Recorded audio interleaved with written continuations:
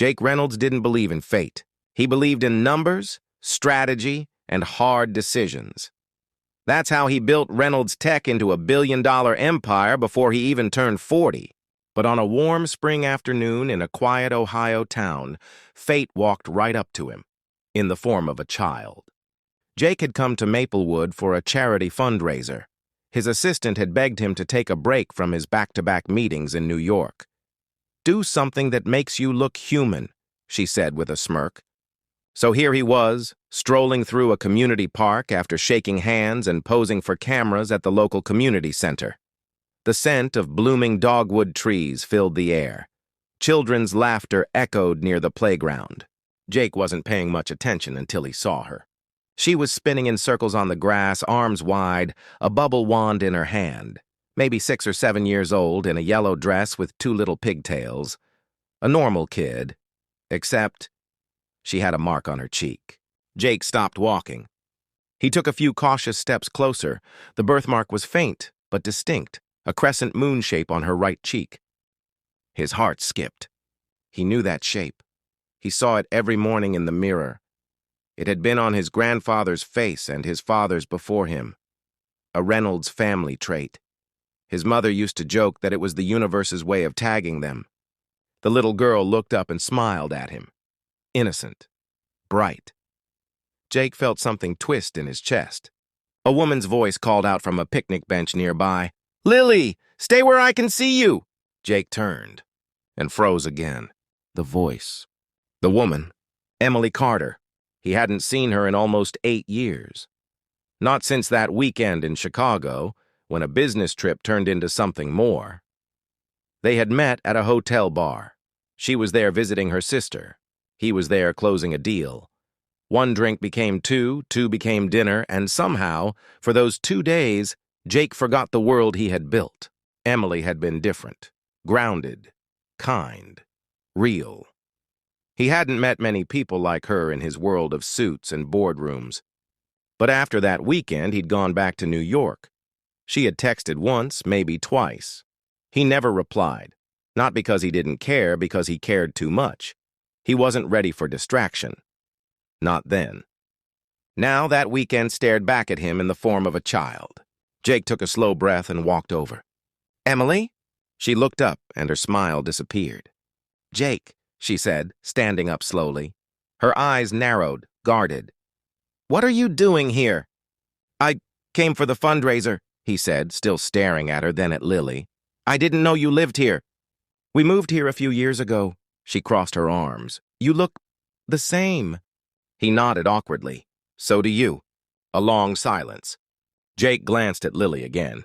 "She's beautiful." Emily followed his gaze, her expression tightening. "She is." He swallowed. "How old is she?" Emily didn't answer right away. Then she said, 7. Jake's stomach flipped. 7. That timeline matched exactly. "Emily," he stepped closer. "Does she—" "No," Emily said sharply. "She doesn't know, and I plan to keep it that way unless it becomes absolutely necessary." Jake looked at her, struggling to speak. "Why didn't you tell me?" "You disappeared, Jake," she said. Her voice wasn't angry, just tired. "You never called, never asked. I figured you made your choice." "I didn't know," he said, his voice low. "I swear. If I had—" "You would have what?" she asked, eyes piercing. "Sent a check? Offered a private school? You weren't ready for any of this then, Jake, and honestly, I didn't think you ever would be." He didn't respond, because deep down she was right. Emily took a deep breath. "She's happy. She's safe. She doesn't know she's missing anything." Jake looked down at the grass. "She has my birthmark." "I noticed," Emily said quietly. Jake was quiet for a moment. "May I talk to her?" Emily hesitated. "Not yet. Let me think." He nodded, understanding. "I'm staying at the Maplewood Inn. Please, think about it. I need to know her, even just a little."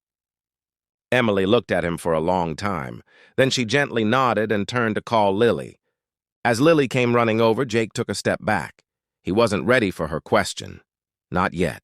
"Hi," Lily said brightly, looking up at him. Are you Mommy's friend? Jake smiled weakly. Something like that. Lily grinned. You have a moon on your cheek, too. Jake chuckled, eyes misting. Yeah, I guess I do. Emily placed a hand on Lily's shoulder. Say goodbye, sweetie. Bye, Moon Man. Lily laughed and ran back to the bubbles. Jake watched her, heart heavy, wondering what kind of man he had been all these years, and what kind he wanted to be Jake now. couldn't sleep. The image of Lily's smile, the sound of her voice, "You have a moon on your cheek, too," kept looping in his mind. It had been less than 24 hours since he ran into Emily and saw the little girl who had unknowingly shattered everything he thought he knew about his life. He wasn't just a billionaire. He wasn't just a CEO. He was someone's father. He stared out the hotel window as the sun began to rise over the quiet streets of Maplewood. For the first time in years, Jake Reynolds wasn't thinking about board meetings, stockholders, or mergers. He was thinking about a child, his child. That morning, Emily called. Come by the park at 11, she said. Lily wants to see you again, but Jake, don't make her promises you can't keep. I won't, he said, I swear. Jake arrived early. He sat on a bench near the playground, hands nervously clasped, watching as Lily approached with a stuffed unicorn under one arm and a juice pouch in the other. She looked up and smiled. Hey, Moon Man! He laughed softly. Hey, Lily! Emily stood a few feet behind, arms crossed, keeping a watchful eye. Lily climbed onto the bench beside him. Mommy said I could talk to you for a little bit. Jake nodded. I'm really glad. They sat quietly for a moment. Then Lily pointed to his cheek. Is yours real? He smiled. Yeah, I was born with it, just like you. Lily giggled. That's funny. Mommy said it's special. Jake looked at her gently. It is. It's something that runs in families. Lily tilted her head. So are you. In my family? Jake hesitated. He glanced at Emily. She gave him a small, uncertain nod. I think I am, he said. I think I'm your dad. Lily's eyes widened. You are? Jake's heart pounded. Would it be okay if we found out for sure? A few days later, Jake sat in a clinic with a sealed envelope in his hand. The results were clear. 99.9% match. He was Lily's biological father. Emily stood beside him. Neither of them spoke for a while. Finally, Jake broke the silence. I want to be in her life. Emily looked at him, her face unreadable. Being in her life isn't just birthdays and weekend visits, Jake. It's parent-teacher conferences, bad dreams, homework, stomach bugs at 3 a.m. It's showing up every day. I know, Jake said softly. And I'll admit, I wasn't that kind of man. Not before. I was so focused on building everything I thought mattered. But now, she matters more than any of it. Emily crossed her arms. So what? You'll fly in once a month? Zoom call from your penthouse? No, he said, his voice firm. I want to move here. Emily blinked. What? I want to be close. Start small. Be there when she needs me. I don't want to be a stranger who shows up with gifts. I want to earn my place. Emily studied him. You're serious? I've never been more serious about anything. Over the next few weeks, Jake made no one in his world saw coming. He handed day-to-day control of Reynolds Tech to his trusted COO. He moved into a modest house just outside Maplewood. He started learning how to live slow, how to listen, how to be present. It wasn't easy. He had no clue how to braid hair, how to fix a wobbly bike wheel, or how to calm a crying child who scraped her knee. But he learned. Lily called him Mr. Jake at first, then Jake. Then one day, after he read her a bedtime story and tucked in her unicorn, she looked up and whispered, Good night, Daddy. Jake walked out of that room with tears in his eyes. 6 months later, Lily's school hosted a Parents' Day. Jake sat beside Emily in the front row, clutching a crayon drawing Lily made of the three of them standing under a tree, all with little moon-shaped birthmarks. After the event, as they walked Lily to the car, Emily stopped. She loves you, she said. More than anything. Jake looked down. I love her too, more than I thought I was even capable of. Emily nodded slowly. So what about us? Jake looked at her. I've thought about that every day. He stepped closer.